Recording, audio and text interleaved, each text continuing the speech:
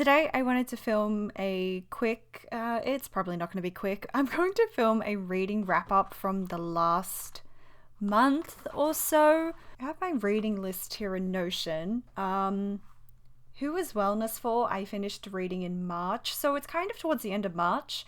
Also, Fall of Ruin and Wrath was also March. Okay, so it's kind of a March-April reading wrap up so far. There are more than 8 books, so I will go into the next page a little bit, but I will try to make it fast and not talk as long as last time, because the last video I did, that definitely took a long time. I'm pretty sure I've pre-printed all of the books already. Let's see how organized I am, but I print a copy for my media log, but I've been getting to the habit of printing 2 copies every time so that I have an extra copy for my reading tracker. I haven't read that. I've read these. Yes. I think they've curled a little bit in the sun. I'm actually... Oh, I didn't even realize that was on my to be read. I haven't read that. I'm actually still reading this, so that's a current one. Let's start with the ratings for this book. So Who Was Wellness For? I gave a... Oh, that's not the right pen. That's my brush pen. This pen is running out. Can I use this pen? I'm very stingy with my pens. I know it's not in a proper thing right now, but like I don't like to throw pens out until they're like really dead. So I am so annoying that I will continue to use them and put up with the pain of it kind of running in and out until I'm for sure that it's dead. So I had to replace it because I just couldn't write with this one at all. But maybe I can just use it to color in. I think it works pretty well. So Who Was Wellness For? Was a book recommended to me, not personally, but it was just kind of widely recommended by Chris from L&M, and it was totally not what I expected, but it was a brilliant book in many ways. I actually enjoyed, even though it's about wellness, and like, you know, the history of practices today and how they are like wellness practices and how they're divorced from its culture, like yoga, for example. So, you know, I thought it was predominantly about that, but there actually is quite a lot about her childhood. So it's like part memoir as well. And I actually really preferred that part a lot more because I found it really, what's the word? It just really resonated with me, and I felt like they articulated it in a way that was just so poetic but poignant at the same time. Like I find it really hard to explain, but I've read quite a lot of books. I rated it a 4.5, by the way. I've read quite a lot of books covering you know, childhood trauma from the context of a narcissistic parent in particular, but I felt like the memoir chapters, the memoir sections in this particular book is the best I've ever read described. Like the way she described her experience was just so, I don't know, it just hit differently, and I really resonated with it. I actually have so many quotes from the book that I want to write down in my commonplace. There's probably way more than I should write down in my commonplace, but I intend on doing a separate video for that. It'll be a little weird, but it's something that I'm going to do regardless off camera, so I figured I would record it anyway. I'm going to type it up on my anyway, you don't need to know that, but I am planning to do a video where I summarize the notes for this particular book, because there are just so many notes and quotes from this book that I really want to absorb. And it's not a full 5 stars because I don't agree with everything that was said in the book. Again, not going to go too far into it, not too deep, but I do really recommend the book. It is dark, so there is a bit of, you know, trigger warnings. It can be very emotional, but if it does sound like a book that you would be interested in, I highly recommend it. I think that I would not be able to say that author name for the life of me. I'm not going to attempt it because it'll be pretty bad, but Who Is Wellness For? Fantastic book. Fall of Ruin and Wrath. So I really liked Jennifer Almond Trout's series from Blood and Ash. I actually really enjoyed it. It wasn't a perfect book, but I felt like it had all the elements that I enjoyed. So I was really excited to hear that she came out with a new book. And I was slightly disappointed in this. I felt like her writing was different, the plot was different, and it wasn't a bad book. And I wouldn't have started it if I knew it was. I actually didn't realize it was a new series because I hate waiting for the sequel. I hate waiting for the next book. So I actually wouldn't have read this if I knew the sequel wasn't out yet. So I'm left on a cliffhanger, but I'm also not sure if I would, if I really care about this series. I think I still will read it because I do enjoy Armin Trout's writing, but I rated this a 3.5. It was not as good as From Blood and Ash, that's for sure. I just don't like when the plots are too convenient and the characters are pushed together, if that makes sense. Like, it's just a little too cheesy because it's just so obvious what's going to happen. But it is gory. Armin Trout does very violent fantasy writing, pretty good. So that's one thing I also really enjoyed in From Blood and Ash, that series. It was quite violent, and the main character, the female main character, was kind of a badass. So those are those two books. The next one is Born Madly. This was recommended to me because I do like dark romance, and this one is quite dark. The premise of it sounded awesome, and I actually really did enjoy. I'm looking for my glue tape. I really did enjoy the beginning of the book, and it's a series as well. Oh, found it.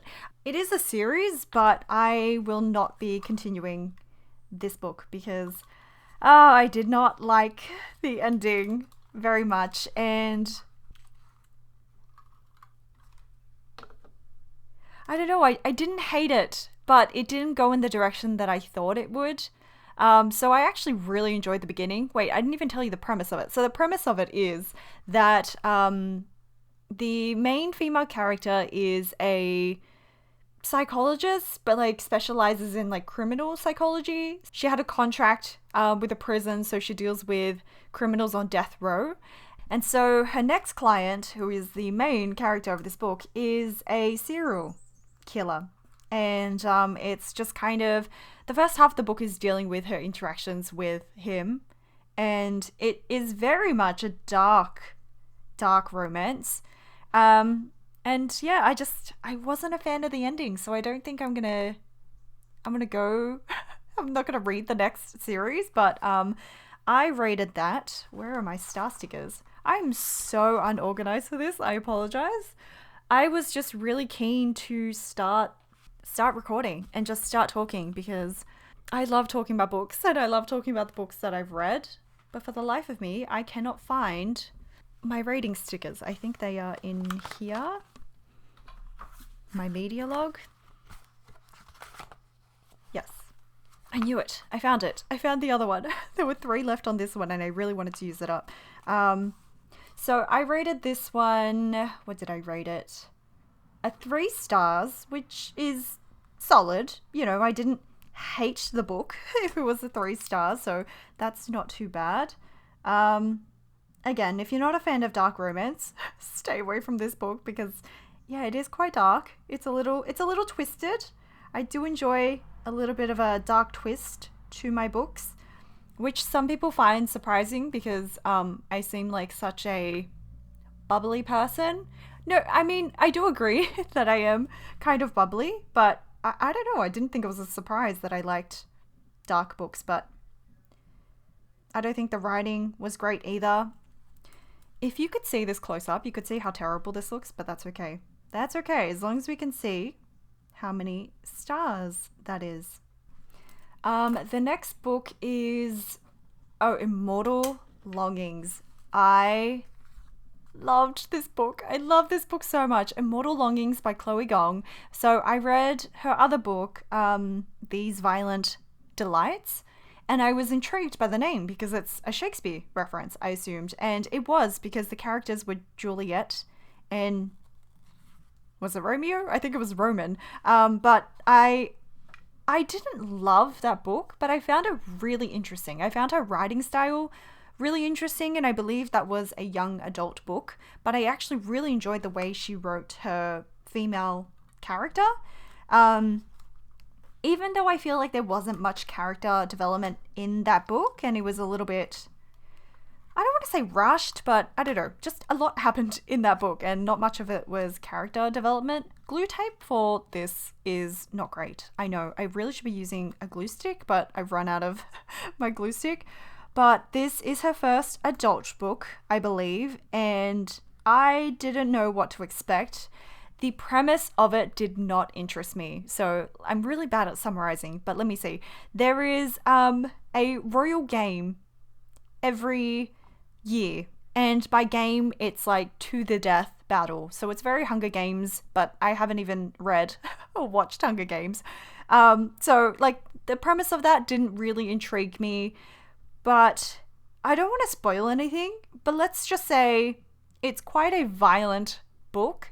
The main character is very, I don't really know how to describe her other than just stoic and a little cold and a little detached, which I find very refreshing because I feel like in a lot of the books that I read, romance books, the character is always very stereotypically like feisty and like snarky, but Chloe Gong's characters are very quietly and coldly detached, but there is still a lot of emotion. I really appreciate the way that, like, I'm a fan of what is going on here. I'm a fan of the feisty characters because I myself am, not a very calm person, so I do appreciate that being reflected, but it's just nice to have some variety in your books. This is a mess. I'm just going to stick it down anyway.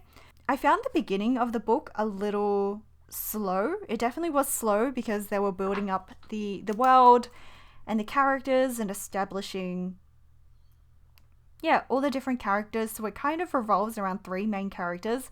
This also has a sequel, but it's coming out in September. So, I mean, relatively soon. But I think I'm going to pre-order it because I need to know what happens next. And I am not usually one for sequels. But yes, it does end on a cliffhanger a little bit. It was a cliffhanger, but I rated this a 5 out of 5 because I loved this book. And I just know that this book is not for everyone. If you're looking for something really exciting and fun and funny, maybe, like, this is not the book. It's not very upbeat. It is very much a slow burn. The characters are quieter, not everything is like expressed explicitly, and I really love that. But I could definitely feel the difference between this and her other book, These Violent Ends, because it felt a lot more adult, but I just loved the dynamics between the characters and how kind of morally grey everyone was. But that was just like one of the most perfect books for me. I loved it. Like, that and Divine Rivals is on the same level for me, but those are very, very different. So those would be definite favorites for 2024. Like, it would definitely go here. I think so far I would put Divine Rivals. I'm not sure if I'll put the sequel because I loved the first book the most. Divine Rivals, Nocticadia, and Immortal Longings, I think, so far. Oh, I mean, Who Was Wellness For was good. It was long, but it was good. So that might be there as well. I mean, it depends. I'm not putting anything yet because I may have a lot of favorites by the end of the year, so I want to just make sure my selections. I mean, Divine Rivals is definitely going to go there, and I feel like Immortal Longings definitely, but I still don't want to do it yet. So yes, Immortal Longings, loved that book. The next book I read was Hooked, and it was just like a little downhill. The premise of it was awesome, because it's like, Captain Hook and a retelling of the villain and like the misunderstood villain getting his shot at love. But yeah, the writing wasn't great. So I rated this one at 3 stars, as well as Born Madly. There is just glue everywhere. I've got to say, I can feel the book pages when I do this, and it's not the best. It's not the best feeling, but it's okay. Like, just don't do that. Anyway, Hooked, 3 stars. It was fun to see the different references to Peter Pan, and I'm not even the biggest Peter Pan fan, but I really liked the first season. Was it the first 2 seasons? Maybe just the first season of Once Upon a Time. It got so terrible and it just became such a guilty pleasure show, but I really enjoyed the Hook character from that show. I don't think they chose the best actor for that character, but I loved the premise of, I'm saying that word so many times, I'm sorry, but I loved the retelling of Captain Hook. And so I gave this book a shot because of that. I thought, oh, maybe, it's an interesting retelling of Peter Pan and Captain Hook. I don't think the writing was great. It was a very easy book to read. The plot twists were pretty decent, I want to say. I couldn't guess the entire book, but oh no, I rated it too high. I just kept coloring in. But my life would have been okay if I didn't read this book, is what I'm trying to say. That's what a 3 stars is, I think. I wouldn't have missed anything if I didn't read that book. All right, I'm just going to leave that there temporarily because I'm pretty sure I've rated another book a 4 stars.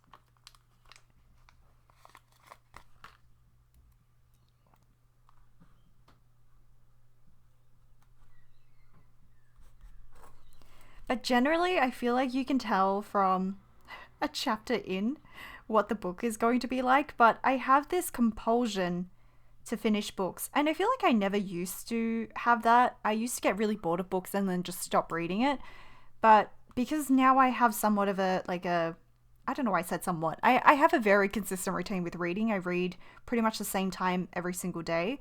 And so it's become a thing for me now where I'm just like, I will just finish the book, even though I feel like it's going to be terrible.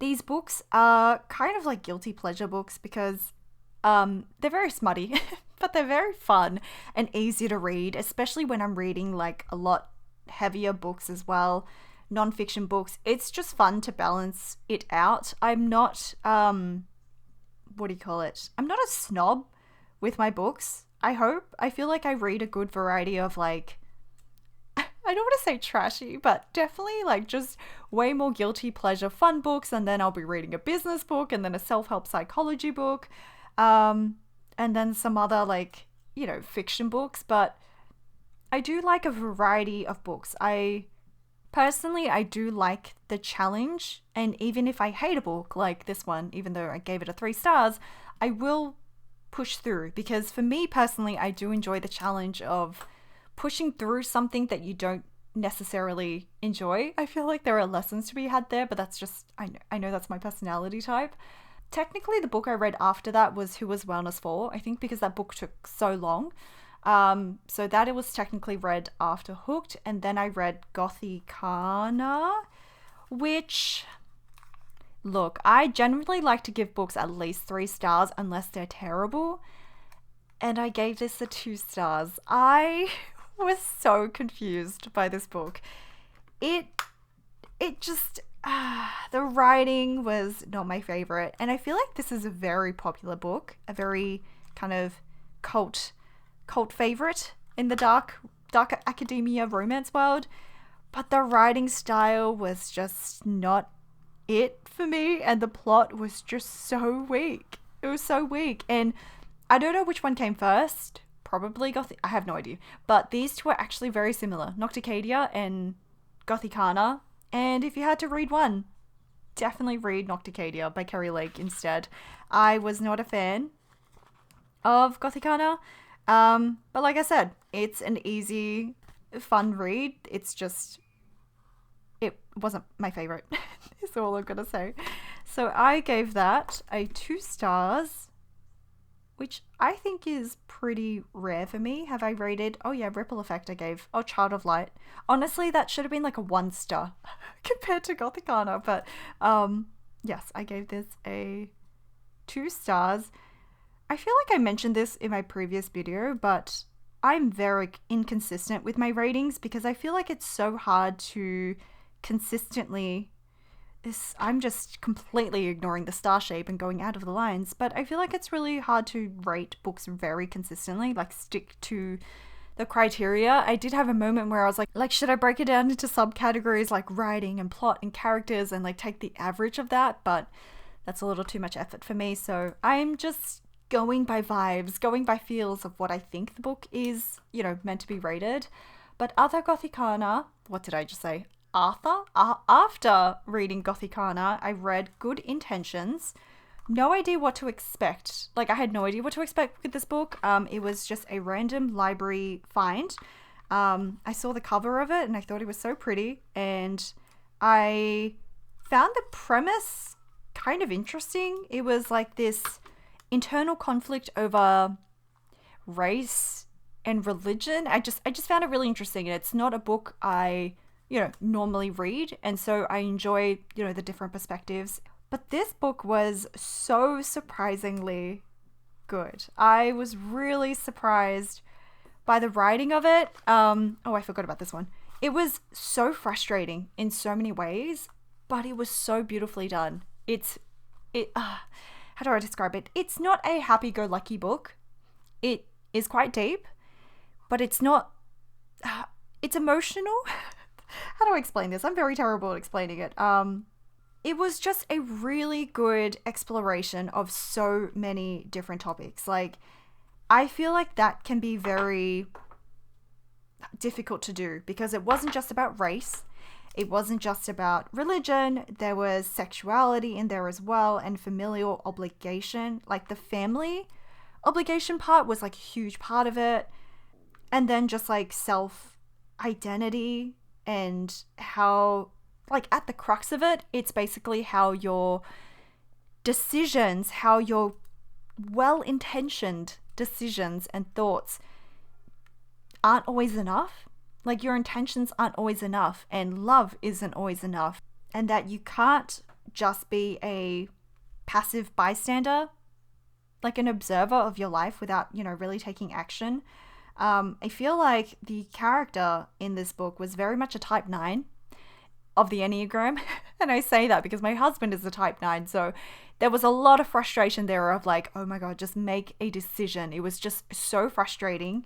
And I can see, people getting annoyed at that. But I did rate it a 4.5 because I found it such a smart exploration of just all the themes that I said. It jumps back in time a lot, which I generally don't mind. I actually do enjoy. But this one was so confusing. I kept flipping back to see, like, where am I? What is the context of this story right now, this chapter? Because I forgot, like, what is 2018? What is 2016? Like, what is happening? The timeline was really hard to keep track of. But I did really, really enjoy that book. The next book I read was Blood Over Brighthaven. No idea what I expected with this book, but I thought about this book a lot after I finished reading it, and it really surprised me. The writing was great. The writing was perfect, beautiful. I loved it. I heard someone refer to this as a dark academia. It's not so much of a romance, not really. Definitely not the main theme of the book.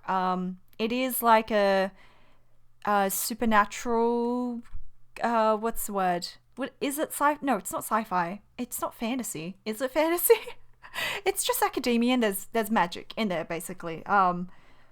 It's a long-ish book, but I found this to be such a surprisingly good book.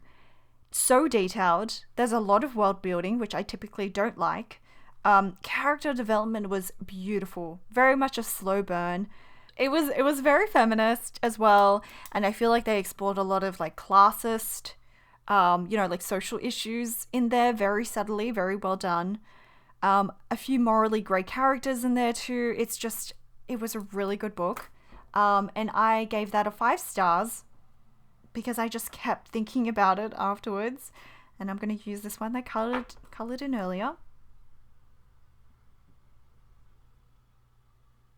but I highly recommend this book if you like your books with a little bit more substance, you enjoy slow character building, and you don't mind. There's a lot of tension in this book as well, so it's not an easy, light book. But yeah, that was great. The next book that I read was The Cruel Dark.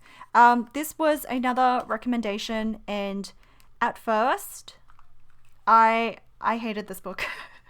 I could not stand the writing. The writing was so frustrating, and it just felt, I don't know. I don't want to criticize too much. I've been so savage, but I know how hard it is to write a book. I mean, I don't even know how hard it is to write a book because I'm not an author, and so I'm a little wary of like being so nasty with my reviews when, you know, who am I? It's easy to be a critic, but it's much harder to be an actual author.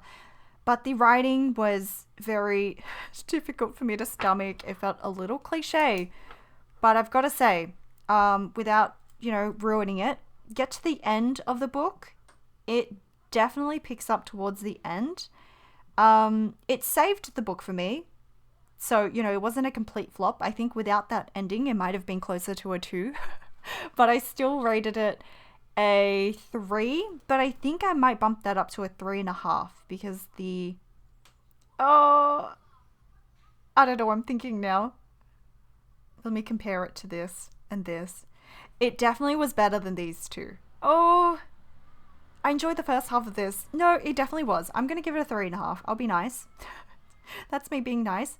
I'll give it a 3.5 because it did throw me off. But I don't know. I still wouldn't say it's a great book, but I very much enjoyed it, especially the end. Especially the end. So, it's a darkish romance, and there's like a dark kind of like, it's got like very tense vibes. It reminded me of Rebecca and Jane Eyre and kind of Masters of Salt and Bones. I don't think they did the ambience very well. Like I didn't feel like a strong tension or unease while I was reading the book. It was just kind of annoying, but yeah, I did enjoy the end. So 3.5 for that. The next book I read was Juniper Unraveling. So this is another Carrie Lake book. I am making my way through the Carrie Lake books. It started with Nocticadia, then this one, then this one, then this one. Is that it? And then I took a break, I think. Yes. And then this one. This one was really intriguing. It's a zombie book, kind of. They're not called zombies, but they're basically zombies. And I found, again, I'm going to say the word, the premise interesting. But I don't think, I feel like the second half of the book was a little bit better. But a lot of the book just was, I don't know, there was a lot happening. I didn't mind it. I still enjoyed it. I gave it a 3. I'm going to bump that up to a 3.5. Yay, I finished this. What I like to do is I peel this off. Oh wait, but it's cut out. Usually I peel off the outside and then I use the bottom as a sticker sheet, and I can just stick other stickers on there, but because it got cut out, I'm just gonna throw the whole thing away. Yeah, I will bump this up to a 3.5 because the writing and the world building was a lot better than average. I'm struggling to peel this off. There's actually 3 books in this series, and I did read the second one. I wasn't going to, but it's not super related. It's a parallel timeline, but they're different characters. And I found it kind of interesting. Again, very cliche plot of convenience kind of thing, but just a guilty pleasure read. So I feel like it started off interesting and then it just kind of like went downhill. So I don't know if I would recommend it. I'll give it a 3.5 because of the writing and the world building. But yeah. Oh my god, look at that. A completed page. It's so satisfying. The corners are lifting up a bit because, again, the glue tape doesn't go all the way to the edge, which is annoying, which is why a glue stick would work better. But that's okay. So this is up until kind of April-ish, which is very exciting. But we are going to the next page, and I will use this as a... Do I need to use it as a guide? Because I can kind of see through it. I will use it anyway. Oh wait, you can't even... Yeah, you can't even see through it. Alright, I will just use the books behind it as a guide. But book 2, I read Calico Descending by Kerry Lake. Again, different characters, but they all kind of meet up in book 3, which I am not going to read because I don't think it was that good. Hopefully that is straight-ish.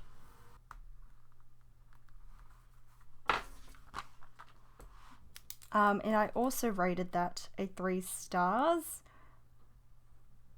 So I bumped up the first book to 3.5, but I think I'm going to leave this one at 3. I don't think the plot was as well developed. Sorry, the microphone was too far away. Yeah, the plot wasn't as developed in this one. And it felt a little bit more like a side story, so I'll keep that as a 3.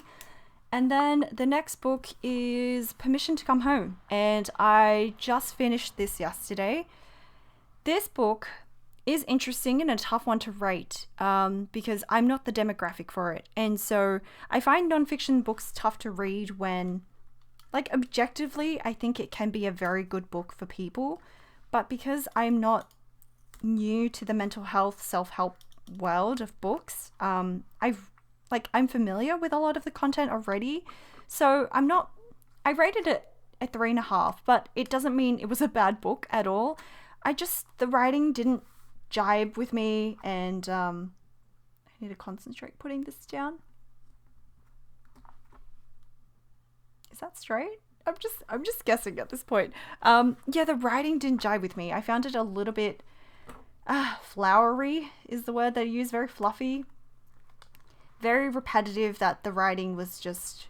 A lot of the points were lost because there were so many extra... It was almost like they were trying to pad out the content and hit a word count. Like, there was just way too many unnecessary words and repetitive sentences.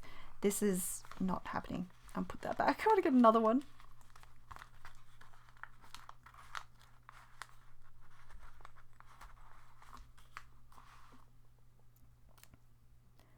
But I do find it really interesting that it's a mental health, like, self-help book, specifically from the context of Asian Americans, but just Asian immigrant children, like children of immigrant parents. And so I feel like it's very much a needed book. I just wasn't a fan of writing. It's very much a beginner book. I think if you're very new to mental health, if you haven't really thought about it before and you don't know where to start, I think this is a really good book because of the context of it, the specific context of being the child of immigrant parents in a new country. But for me, I found it really basic because, again, I'm not the demographic. And for me, with mental health and self-help, the context was not relevant for me because it's more like... Oh, I rated it wrong. That's fine. I'll give it a 4. I'll upgrade it to a 4. The context was wrong because for me, it's not just about, Asian parents. It's about an Asian parent with a mental illness that, led to some childhood trauma in my life. And so this was kind of a light exploration of Asian family and maybe just like garden variety toxic.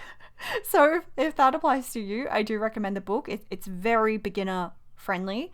But for me personally, I found it quite, tedious to get through. So that took me like almost 2 weeks to read, even though it wasn't a very long book. But the book I'm reading currently is Clara and the Sun by Kazuo Ishiguro. I believe that's how you say it. And it is surprisingly good. I read his other book, Never Let Me Go, which I didn't like. I found the movie interesting. I liked the premise of it. But I did not enjoy the writing of that book, but I wanted to give this a go. I feel like this is quite a popular book as well. I'm always curious to see what the hype is all about. I need to read it before I, have an opinion. The fact that these are different sizes is a little annoying, but I will survive. But I am 30% of the way through that book. I'm finding it very easy to read. I'm finding it interesting. I don't know where it's going to go. It's not a very exciting book, but yeah, it's an interesting exploration of like, so far, what it means to be human and like the quirks of human beings. And it's kind of from the third party perspective of, they call them AFs, which are artificial friends, which I am guessing are just like, little robots for your kids, and they don't grow up. And it sounds creepy, but it's quite sweet the way that they've done it. Oh, why am I rating it? Let me just finish this star. I know it's going to be at least a 2 stars, so that's okay. That was just a habit. But yes, I'm currently reading that. I'm also currently reading A Soul to Keep. And like, based on the cover, it's another guilty pleasure book. It seems very self-indulgent. I'm not expecting anything incredible from this book, but I gotta say, I am enjoying it so far. Surprisingly, the writing is not bad. It's a solid 3 stars so far. I feel like you can see where it's going. So just an indulgent guilty pleasure read. But I'm reading that and Clara and the Sun currently. And I think what I want to start reading next is an Enneagram book. I've been a fan for Enneagram for a while, like maybe 3 years now, maybe longer. When's the first time I heard of it? I want to say back in high school, even, the Enneagram. Yeah, I think it was back in high school because I was doing the Myers-Briggs test back then.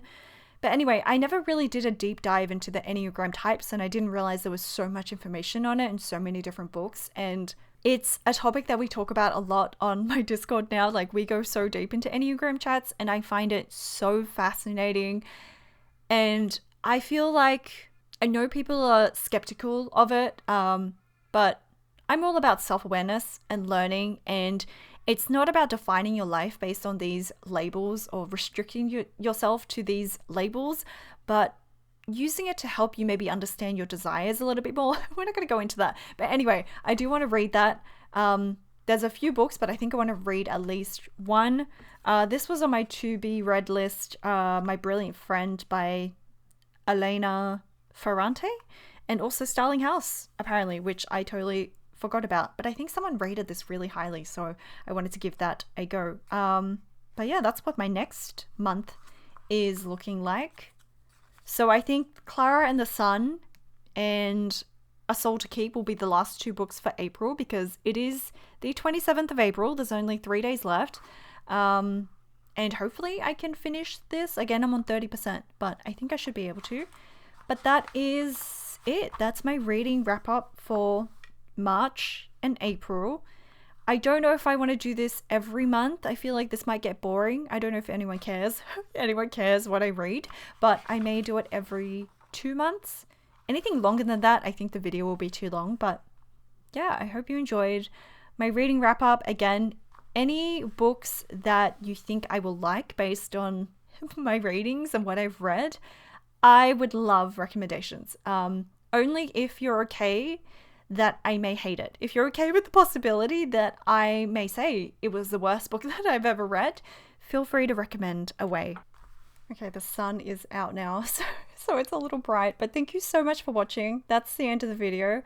Again, I don't know if anyone cares for these videos at all, if they're super boring, but sorry, I'm blocking it with my body. I just really wanted to share it because this is something I really enjoy. I'm a big reader, and I feel like there's so much joy and learning to be had from books. It's just my preferred form of fun. What am I trying to say? What was my sentence? It's just my preferred media, I think. I'm married to a husband that doesn't read at all, so I don't know what the point of that was to tell you that, but my point is, I love to read, but I also understand that it's not for everyone, because I feel like you do have your preferences when it comes to consuming content. So that is the end of the video, and I can't wait to fill out the rest next month.